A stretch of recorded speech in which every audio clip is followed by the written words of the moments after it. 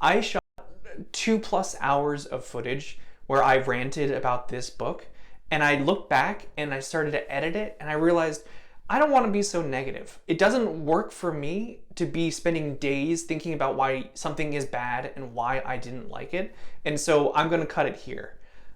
I'll put out the footage I have. You're not going to get any green screen effect. You're not going to get the final version, but it'll do enough justice to what my review is, and I can move on. The reason I'm doing this is I want to be honest in my reviews. I want to tell you when I didn't like a book, but I also want to give credit to the authors who are working so hard and just recognize that up front. This certain book didn't work for me, and that's all I have to say. So we can roll the footage.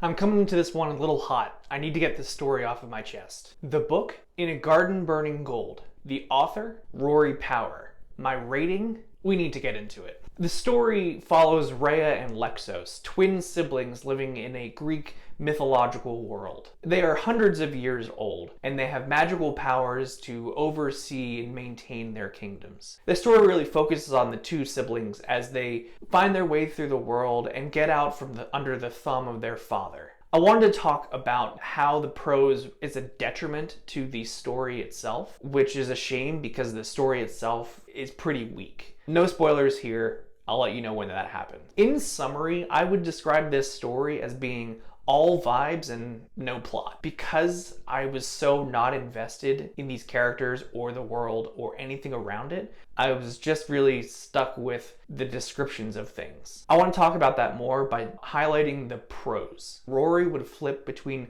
2 or 3 different tones. There's her main tone, which I'd call like the poetic tone, which is really the core vibe that she's trying to put out. It's her really stylistic voice, where she's describing the world. It is detailed and it's flowery, and overall it's fine. We then move on to the other 2 tones, the first one being the plot tone.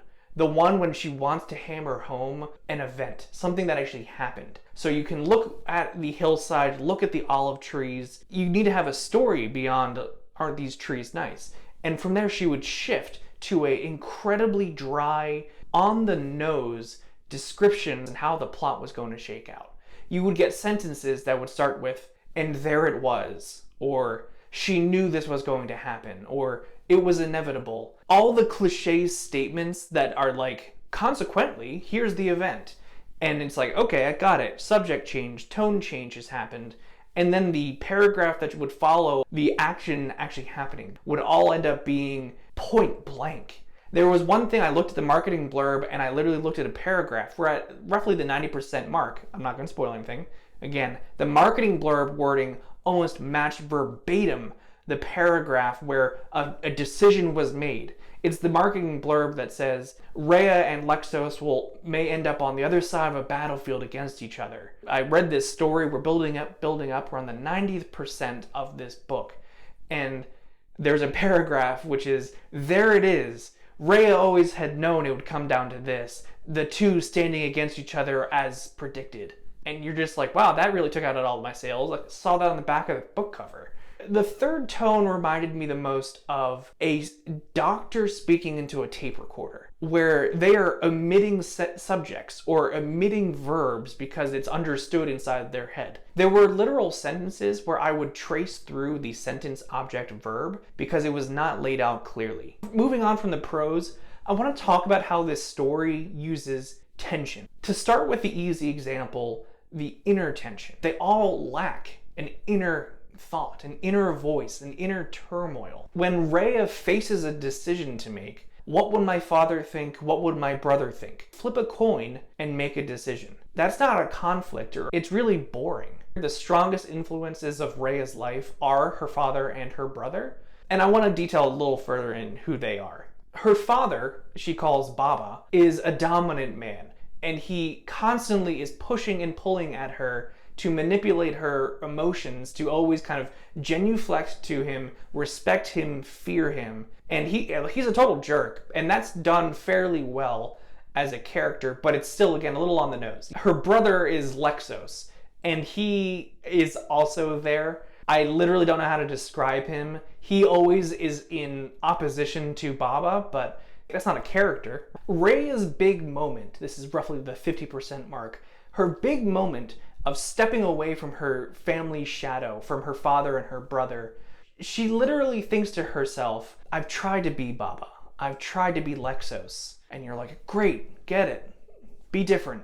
And her continuation of the thought is, I'm gonna try and be like Mama, her mother. And you're like, no, you're not choosing to be independent. You're just mirroring what else you think the approval of someone else is. That's so frustrating. This character has stood for nothing and done nothing. At the 50% mark, you'd expect to see some progress. Maybe you argue her modeling after someone else is progress, but it's not progress I care about. Getting into the rest of the family, all these characters struggle with that same nothingness. To describe the other two siblings, we have Chrysanthi and Nitsos. Chrysanthi comes across as a child.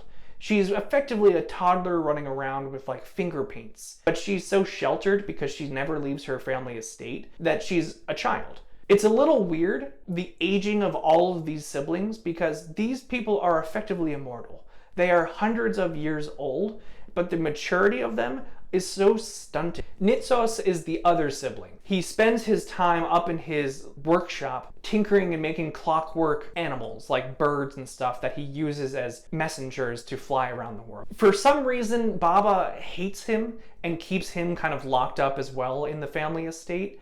And Nitsos kind of just shrugs and takes it. That's a really big struggle for all of them, but especially Nitsos, where I have no idea what his thoughts are about anything. He'll sit there at the dining table and Baba will be like, Nitsos, I hate you. And Nitsos will be like, cool, look, here's a bird I made. And you're like, what are we doing? What's the story with that? Well, the story with that, I won't spoil, but it is bonkers and it makes no sense. When Rhea finally leaves her family, she goes to this new city, and as she looks around, she thinks of Nitsos and goes, what would his reaction to this town be? And her conclusion is, oh, he would probably be working on making some more mechanical animals. There's no personal or emotional reaction of, he would like to see a new thing. He would not like to see a new thing. He would be bored to see this thing because he doesn't care about it. That is continual. None of these characters really have a second level. We don't see any thought beyond the actions that they are taking. Chrysanthi will paint, and Nitsos will tinker.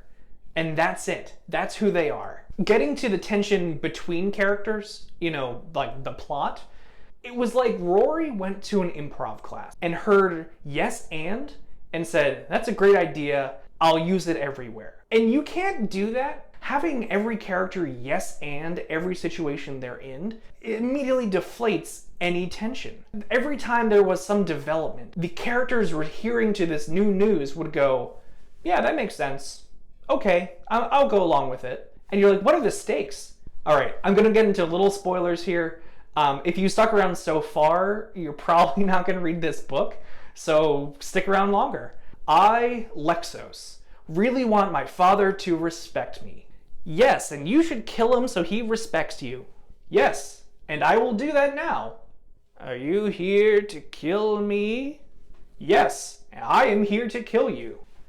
Yes, here is a dagger so that you can kill me. And scene. Do you see any decision-making happening? Lexos are just nodding their head to whoever suggests anything to them. Instead of getting some poignant moment where the son is agonizing over killing his father to take his place, there's no tension in a moment like that. I thought the goal of this story was to track Rhea and Lexos' independence as they start to really build out their own autonomy from their father. But looking back, it never works. At the 80% mark, there is a wild, just wrench thrown in, and it's like, it made me reel. I was like, you can't do this. There is no buildup, there is no foreshadowing, and there's no logic to this wrench. It came out of nowhere. And this thing alone just made me go, okay, this is a 1-star. Sorry, spoilers, I guess. This is gonna be a 1-star rating for me. I reread the section trying to understand it, and I still can't tell you exactly what happened. The main issue beyond this crazy twist with no lead up was the writing style. she was caught between, again, this descriptive tone and this incredibly on-the-nose plot that blending the two, she's trying to tell a little bit of an abstracted idea, and blending the two took out all the oomph, took out all the explanation where I could actually attach into it. And so at the end of the day, I said, wait, who did what? I don't understand. What does that mean? This isn't some postmodernistic, artistic, poetic writing. This is poor editing. I would rate In a Garden Burning Gold a 1 out of 5 stars, wholeheartedly. The characters were shallow, the pacing slow, the plot boring, and the prose jarring. I do not recommend this book. The only thing I would recommend is the book cover. We all know that's something you shouldn't judge a book by. I looked into other books she has written, and I saw similar complaints, where when you really dive into it, the plots fall apart a bit, and most importantly, the endings really feel tacked on in a way that are really unsatisfying. Now, in fairness, I get that endings are hard, as Stephen King. If you stuck around for this long, please consider giving a thumbs up because it'd be really appreciated. I have a few more advanced reader copies in the pipeline for the next month or so stay tuned because those will be coming out as I do them. Thanks again, and thanks for watching.